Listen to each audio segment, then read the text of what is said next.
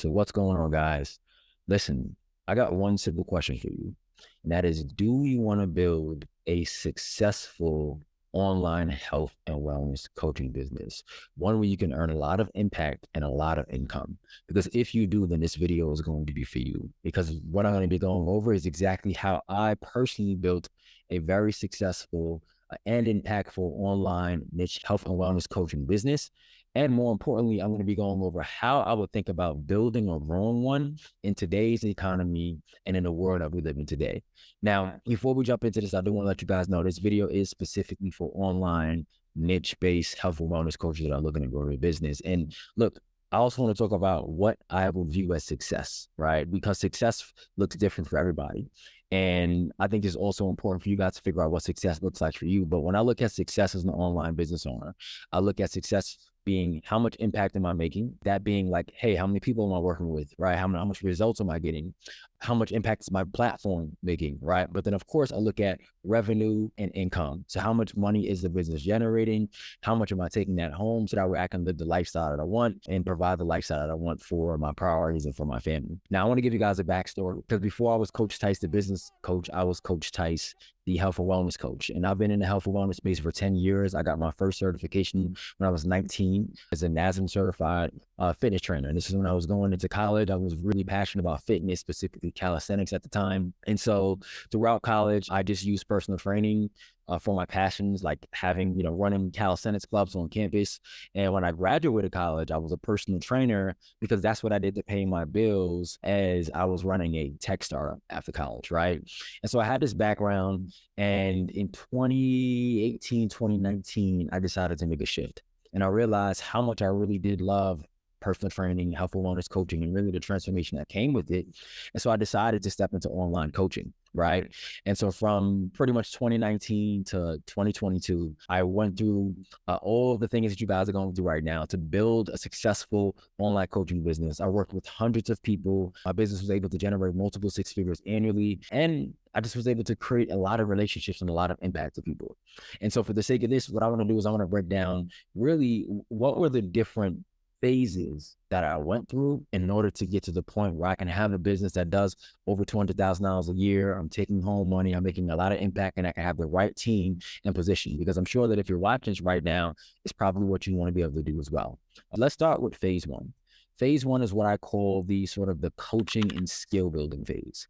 And so this is where I was going from a personal trainer to now going through the mindset and the skill set gap to being an online business owner. And so this is where I had to invest in coaching to really learn like how to create an online program, how to start marketing. This is where I started learning about like having a niche and how important having a niche was when you are, running an online offer. Specifically, one thing that was really important in this phase is this is where I learned how to actually get people results. Like I literally remember my first set of clients were one of my old business partners from my startup, a couple of friends, like any guy who was fitting of my ideal client, I would go to him. And I think my first program I launched was like a 5-week program for like $150. And I just want to prove a concept that I can get guys results completely online, right? So in this initial phase, I'm getting coaching. I'm learning how to, get people results online. And I'm really focusing on building an offer that people would actually want. And so this phase took me a couple of months, hacking through a couple of things, working with a couple of different people, looking at what worked for me, what didn't. But more importantly, it was a very, very important phase because it kind of set the stage of what I knew would be needed in order to grow a successful online coaching business. So that was sort of my phase one, just kind of getting my feet wet in the game, right? Going from personal trainer to online business owner, which requires a lot of different mindset shifts. And then I went into phase two, which is more of like really, really becoming a practitioner of online marketing and online sales. And so in phase two, this is when I really started to learn a lot more about lead gen. So this is when I started to work and try to figure out what was going to be the funnel that was going to actually grow my business. This is when I started doing things like running ads. I've done challenge funnels, VSLs funnels, DM ad funnels, right? I started really, really trying to focus on the aspect of how can I get in front of more people to make offers for my business, right?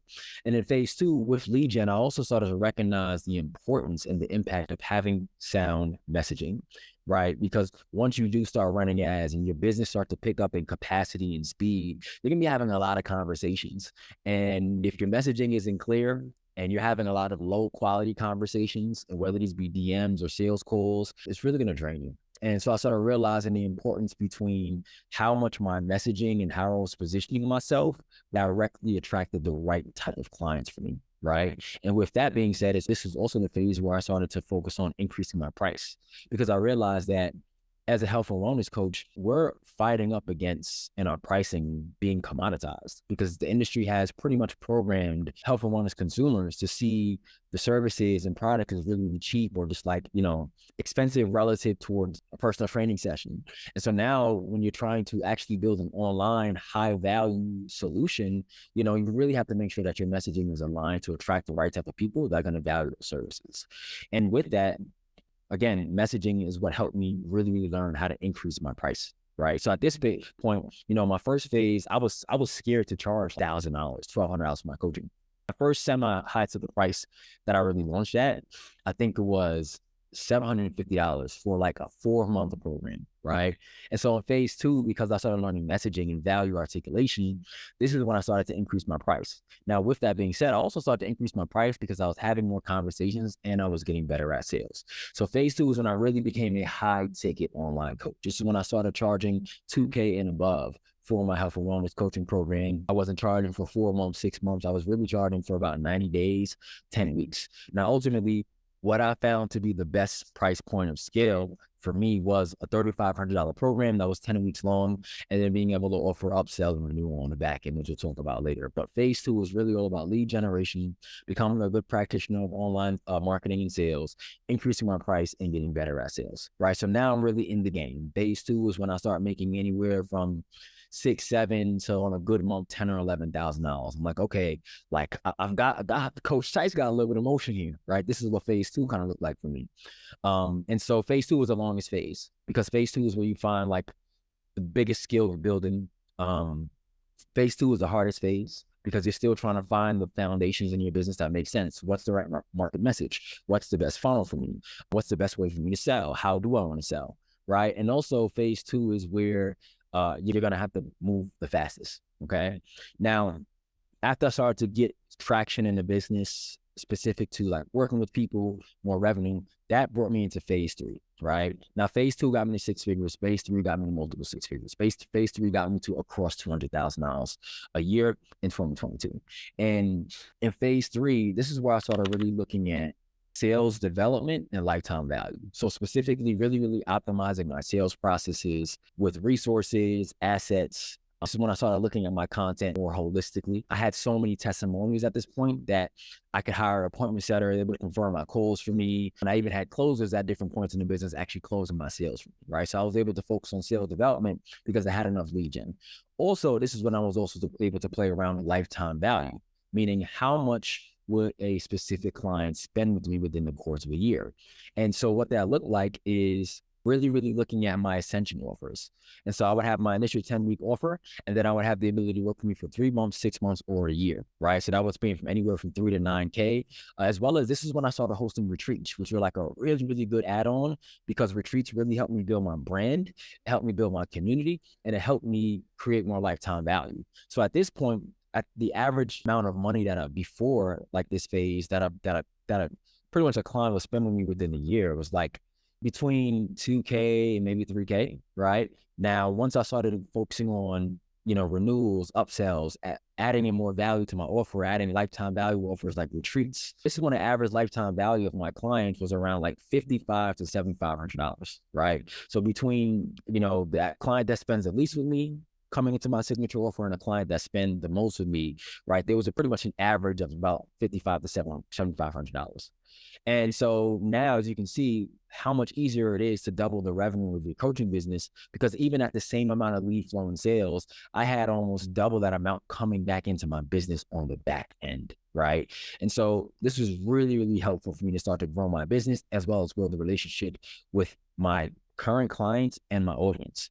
Phase 3 was also the phase where I started focusing a lot more on product development.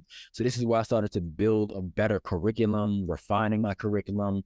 I started really, really refining my coaching methodologies to really, really allow my clients to become self-sufficient, for me to allow it, for me to deliver more results in a shorter amount of time. As well as phase 3 is when I started to focus on team building. So this is when I started having like actual accountability coach in my health and wellness program. This is where I started to build my sales teams, having an appointment setter, right? Having a closer. And so I started also focusing on my team building. So now the business is really starting to come together as a business, as opposed to it just being me. And then of course, I think one of the most impactful things in this phase is this when I started building my brand and my thought leadership.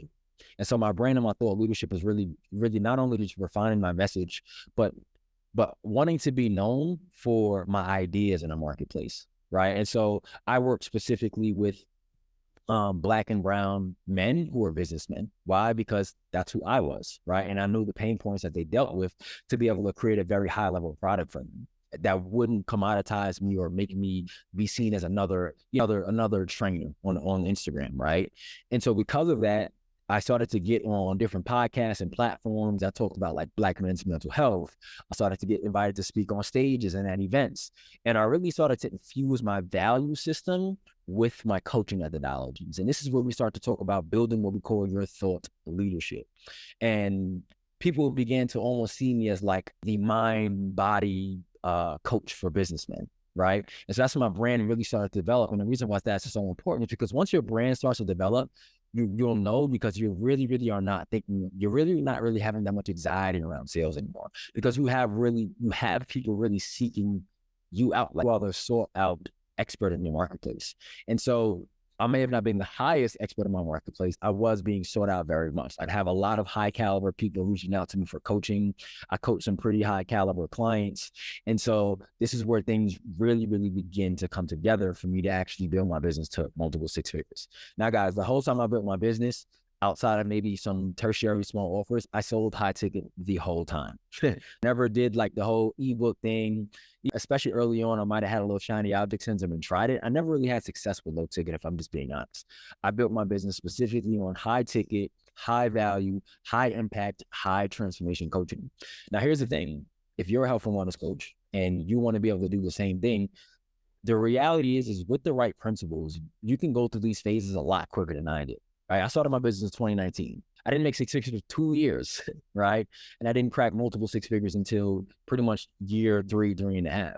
And so I say that to say, when you are able to leverage the right principles and the right strategies, as well as know yourself, you can really have a lot of success with this business. Now, I also want to be able to give you guys a little bit of game and let you know I'm not trying to blow smoke up your ears, because there is a little bit of a difference in the way that I would build or be trying to grow my health and wellness business now, as opposed to 2020, 2021, 2022, right? Because listen, these were all the things that helped me build my business to multiple six figures, 60, 70% profit margins. However, there are a lot of things that have changed, right? And so what I want to be able to do is let you know, building a health and wellness coaching business now, it looks just a little bit different, right? And so the reality is, listen, it's not 2021, it's not 2022 anymore. And what we have going on is, number one, the health and wellness coaching space, specifically with high ticket coaches, becoming more saturated, right? Your potential clients are jaded. They're jaded by the marketing. Trust is a lack of trust is at an all-time high, right? You also got to realize that people aren't living from inside anymore. So even the allure of online coaching has slightly went down, right? People want things that are maybe more experiential. And it maybe has you thinking, well, should I be an in-person trainer? And we all know going back to in-person training, maybe at a fraction could be cool, but we all know the bottlenecks that come with it.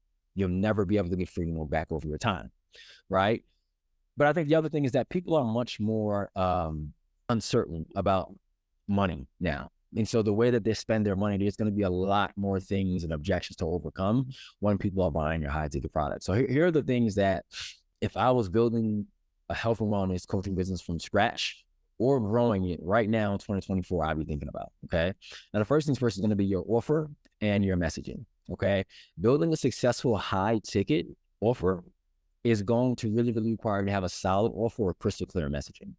And if you don't, you're going to end up being commoditized in a marketplace, and you're going to really, really go through the "this isn't for me" rabbit hole. What do I mean by that? The "this isn't for me" rabbit hole is when your offer is not selling and you're attracting tons of unqualified leads, your revenue is super volatile, and you're always asking yourself, should I be selling high ticket? Is this online business thing for me? Even though you have proof that people are willing to pay for your services and your services is impactful, right? And that feeling right there is typically directly coming from a not so irresistible offer and unclear messaging. Because most times people try to join these different coaching programs and try to do Facebook ads or like, organic or whatever, strategy these coaching programs are telling you. But what they don't tell you is that none of that will work if you don't have the right offer and the right messaging.